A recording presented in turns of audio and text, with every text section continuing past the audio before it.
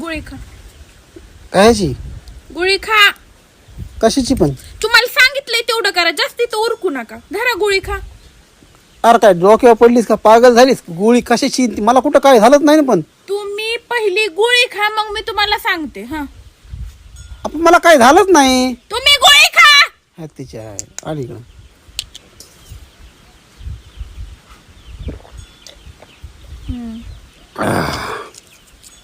चालते. जाते. पण गोळी कशाची होती? ती गोळीची आज शेवटची तारीख होती. उद्या ती एक्सपायर झाली असती, त्याच्यामुळं पुन्हा तिचा काय यूज आहे. मग म्हणून म्हटलं खाऊन टाका.